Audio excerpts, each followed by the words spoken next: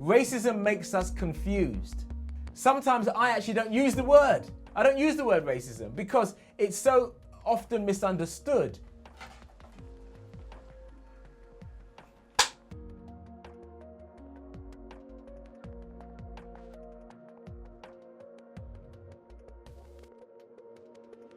Being young and growing up in Britain, overt racism was casual.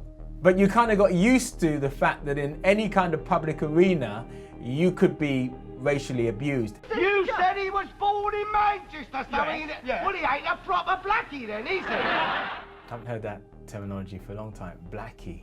Yeah, it reminds me of school. I mean, the ones I'm talking about, they're your proper blacks, ain't they? The ones that was born in the jungle, your natives. I mean, don't tell me they're educated, half of them are still eating each other. So sometimes to understand racism, we need personal experiences. About 3 years ago, I was walking through White Hart Lane station. I heard someone shout very loudly, the N-word. It's a word that I don't use. I thought at first it was someone listening to an Eminem song or something, and they were, thinking that they were Jay-Z. So I just kept walking. The word was shouted again, and who do you think you are? Well, I know who I am. But so I looked round to see what was going on. In case it wasn't directed towards me, I didn't think instinctively that it was. And it was directed towards me. There was a woman in a flat, looking out of the flat, and she was screaming and yelling at me. I said, why are you shouting at me? And why are you shouting the N-word? Because that's what you people call yourself. I said, you people?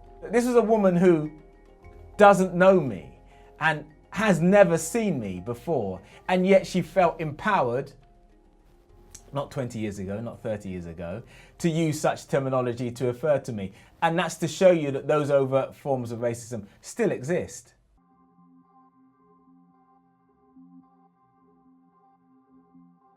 I work with a lot of white middle class people who like to feel that they're not racist, sexist, homophobic and all these other things, but they are. They are instinctively, and they do it not knowing that they're doing it. And when I'm there, they self-censor themselves on issues of ethnicity or issues that they feel that I would be sensitive about. Does that mean that they've changed? It means at least that they're thinking about them in a certain kind of way because I'm in their social space. If I wasn't in their social space, perhaps they wouldn't be thinking about it. That's the problem with racism.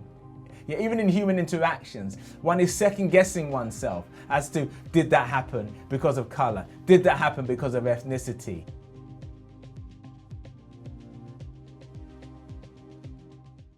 I like to go to the cinema and watch films. I don't think while I'm enjoying that film, all those millions of people throughout the world that can't see.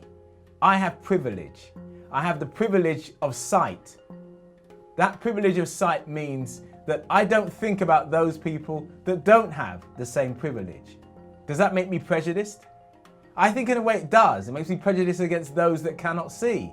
But it's a kind of privilege and prejudice that seems natural to me because the world is effectively made for those that can see. That's the thing about prejudice.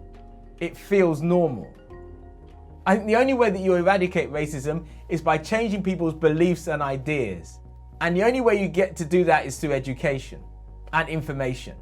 You can punish people for their ideas or their beliefs, but you might not change their views and ideas.